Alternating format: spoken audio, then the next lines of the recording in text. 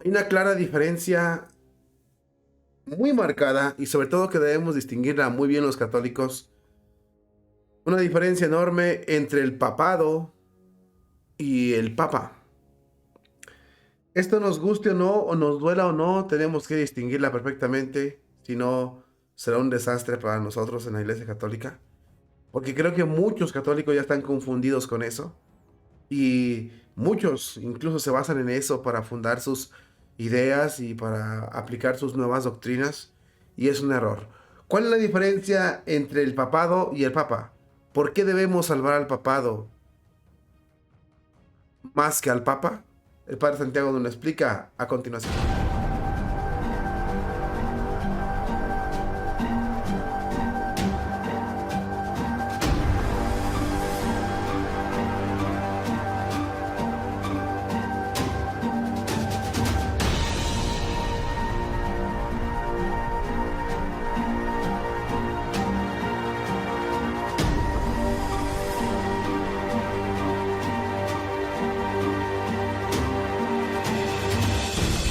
Por lo que está pasando y con lo que está pasando en la Iglesia Católica, es verdad, queridos hermanos en Cristo, que hay mucha confusión. Hay muchos, se puede decir, mucha oscuridad. No sabemos ni siquiera para dónde. No sabemos en dónde nos debemos de mantener. Incluso no sabemos por qué pasan ese tipo de cosas. Y nos vienen muchas dudas. Esto nos genera mucha ansiedad, nos genera mucha duda. Y empezamos a ver y atacar a los sacerdotes, cardenales, obispos, incluso al Papa. Pero hay una diferencia entre defender el Papa y defender al papado. Los católicos debemos ser muy prudentes en cuanto hablemos del Papa y en cuanto a hablar del papado. ¿Qué es el papado y qué es el Papa? Yo ya lo he dicho varias veces en otros programas. Una cosa es el sacerdote y una cosa es la figura sacerdotal. Eso es muy diferente, muy distinto. Una cosa es el obispo y una cosa es la figura episcopal, al igual que los cardenales religiosos y el papa. Una cosa es el papa y otra cosa es el papado, el trono de Pedro. Esto nos lo va a explicar el padre Santiago mejor. Vamos a verlo a continuación y ahorita lo analizamos un poquito.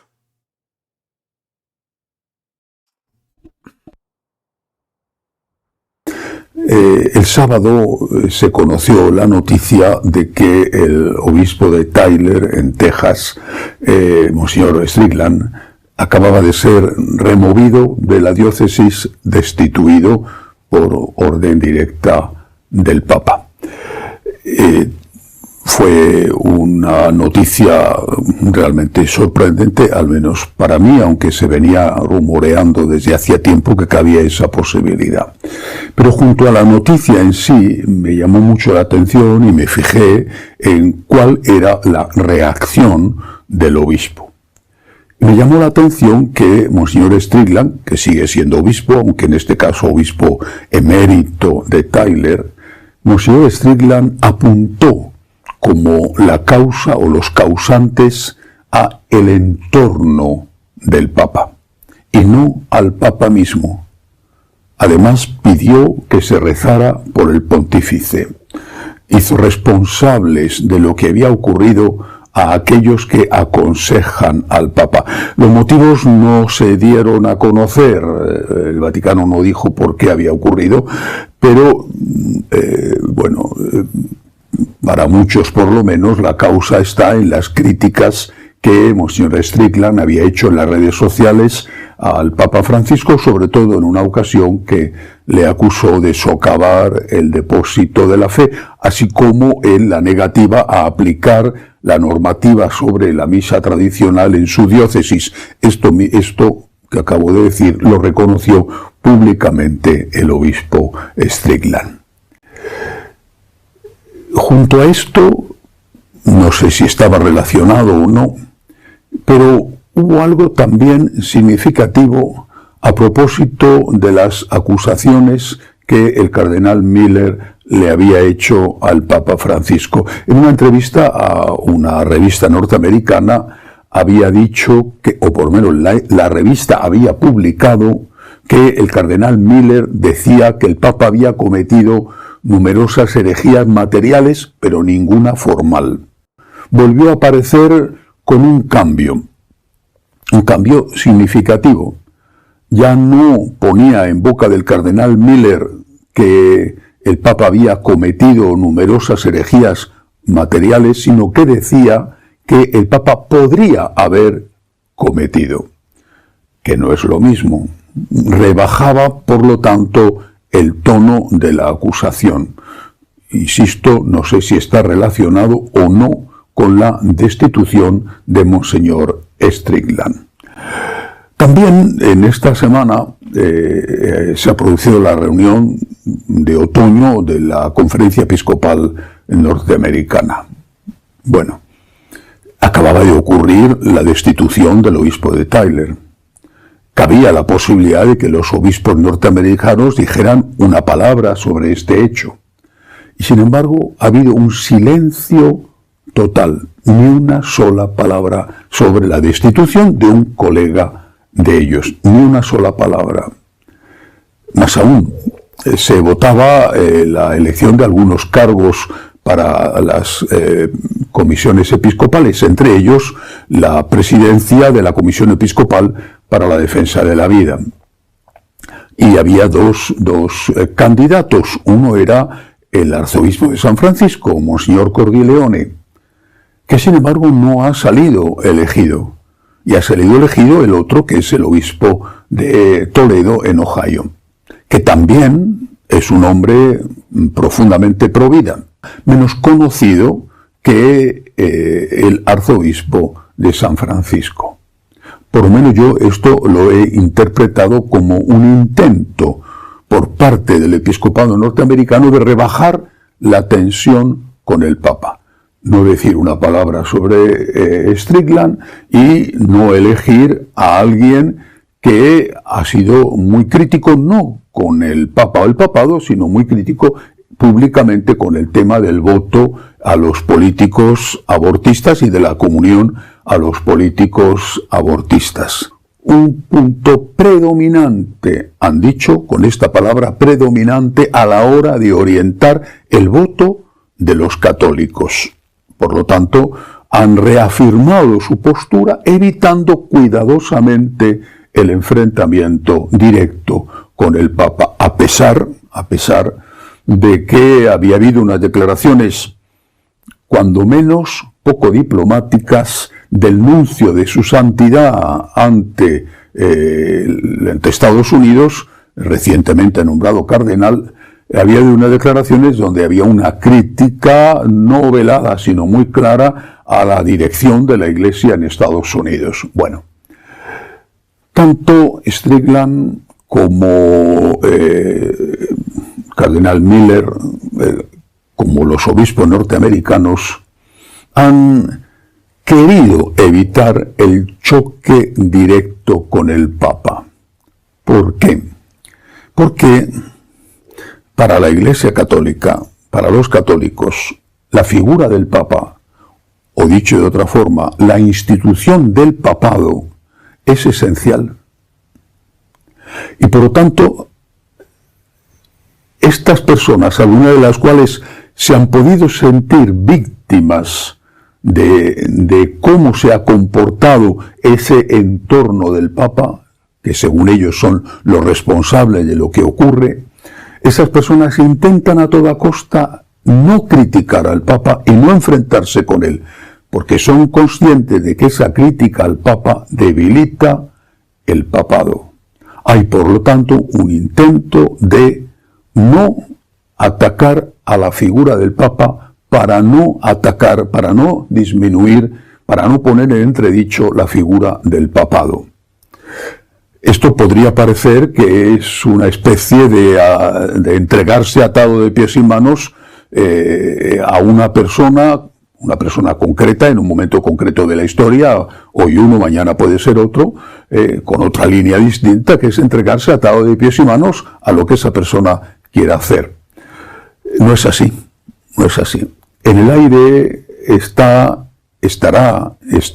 siempre flotando la seria advertencia del cardenal Miller cuando decía, y eso no ha sido modificado, que si un papa, cualquier papa, comete una herejía formal, inmediatamente deja de ser papa y por lo tanto hay que negarle la obediencia. Es decir, se han puesto claramente los límites, pero hasta llegar a ese límite que no ha llegado y que rezamos para que jamás llegue por el bien de todos, hasta llegar a ese límite hay que evitar la crítica directa al Papa para salvar el papado. Pero es que esta semana han ocurrido muchas más cosas. Por ejemplo, se ha reunido también no sé si llamar conferencia episcopal alemana, porque no han estado todos, con los laicos dirigentes del sínodo alemán, para constituir el llamado Consejo Sinodal Alemán. 4 obispos, solo 4, se han negado a participar, diciendo que esa era una reunión ilegítima, ilegal e ilegítima, y que iba en contra de lo que el Vaticano explícitamente había prohibido.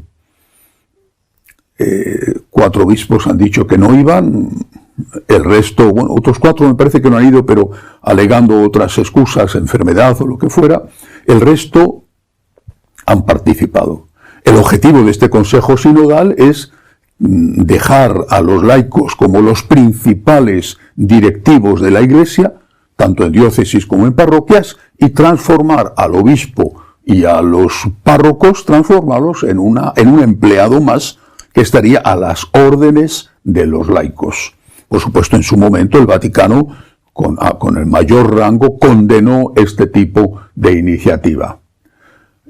Se han reunido, están elaborando la normativa para llevar a cabo esos consejos sinodales diocesanos y después parroquiales, y por parte del Vaticano no ha habido ni una sola palabra referente a esto. Esta semana, además, ha habido otra cosa muy sorprendente y muy importante. Doctrina de la Fe, con la firma del Papa, ha vuelto a reiterar la condena sobre la pertenencia a la masonería. No se puede ser católico y ser masón. Con la firma del Papa Francisco. Y además hay una alusión directa a los clérigos. Y dice claramente que aquel que está afiliado a una logia masónica, sea laico o clérigo, ese está en pecado mortal, en pecado grave, y por lo tanto no puede comulgar. Por supuesto que para los clérigos que son masones les traerá esto sin cuidado, porque seguramente no creen en el pecado mortal y no creen en la vida eterna y no creen en la condenación, probablemente han perdido la fe completamente. Pero si alguno todavía tuviera algo de fe, clérigo o laico, esto es algo muy importante. Y no es algo que dijo León XIII o que dijo después Ratzinger, no. Es algo que acaba de decir el Papa Francisco a través de Doctrina de la Fe, presidida por el cardenal Fernández. Creo que es un dato muy significativo que aleja todo tipo de sospecha de que el Papa Francisco está en connivencia con la masonería. Ha habido en estos años muchas acusaciones al respecto. Creo que esto demuestra la injusticia de esas acusaciones. Volviendo al tema inicial, no me parece que sea cuestión de discutir si es justo o injusto que Monseñor Strickland haya sido destituido como obispo diocesano. Sigue siendo obispo emérito. Estoy seguro de que los que lo han hecho consideran que es justo y muchísimos otros consideran que es un acto injusto. Creo que lo que hay que preguntarse es si es útil, si es inteligente haber hecho eso. Y creo que este argumento quizá puede influir más a los responsables de la destitución que el argumento de la injusticia. ¿Es útil? haber destituido a Strickland? ¿Es inteligente haberlo hecho? ¿Es inteligente dejar un camino sembrado de cadáveres? Si se pretendía que los obispos norteamericanos cogieran miedo, ha sido un fracaso total, si eso es lo que se pretendía. Porque han revalidado por amplísima mayoría que el aborto sigue siendo un criterio predominante a la hora de decidir el voto de los católicos, en contra de lo que pretendía esa minoría, pero que está integrada en buena medida, no solo, pero en buena medida por los cardenales nombrados por el Papa Francisco. Los obispos norteamericanos no han ido al enfrentamiento con el Papa, lo han eludido, no quieren atacar al Papa, porque saben que es debilitar el papado, pero se mantienen en su postura. Entonces, ¿es inteligente? ¿Es eficaz haber destituido a Monseñor Strickland? Él ha declarado que el nuncio, en el aire está si de una manera diplomática o no, el nuncio le dijo que no debería de acudir a la plenaria del episcopado, aunque tenía derecho a ello. Es obispo y es obispo norteamericano, obispo emérito, pero obispo y puede participar con voz, pero no con voto. El nuncio le dijo que no fuera, no se lo prohibió, no puede hacerlo, pero le dijo que no fuera. Y Strickland no fue. Pero se plantó en la puerta del lugar donde se ha celebrado la asamblea plenaria, se plantó en la puerta con un grupo de laicos rezando el rosario. Vuelvo a preguntar, ¿es inteligente ir dejando el camino lleno de cadáveres? Ahora, Strickland tiene más libertad que antes. No digo que lo esté haciendo ahora, no sé si lo hará en el futuro, pero tiene más libertad que antes. Y una vez que se ha actuado contra él y se le ha quitado la responsabilidad que tenía en la diócesis, ahora ya lo único que pueden hacer es comulgarle, y para eso tiene que haber algo realmente gravísimo, más allá de las críticas que pudiera hacer. A la vez, no se está haciendo nada contra esos obispos alemanes que sí que están desobedeciendo explícitamente, públicamente, lo que el Papa y el Vaticano ha ordenado, en algo muchísimo más grave que negarse a aplicar las normas sobre la misa tradicional. Hay que salvar el papado, de verdad, hay que salvar el papado. Para salvar el papado hay que, como está haciendo Monseñor Strickland, como el cardenal Miller, como los obispos norteamericanos, hay que evitar las críticas directas al Papa. Hay que salvar el papado, pero tenemos que salvarlo entre todos. No solamente tienen que salvarlo aquellos que aguantan los palos. Hay que salvar el papado. La Iglesia necesita que el papado siga existiendo. Y para eso, como pide Monseñor Strickland, lo que tenemos que hacer, sin olvidarlo nunca, es seguir rezando.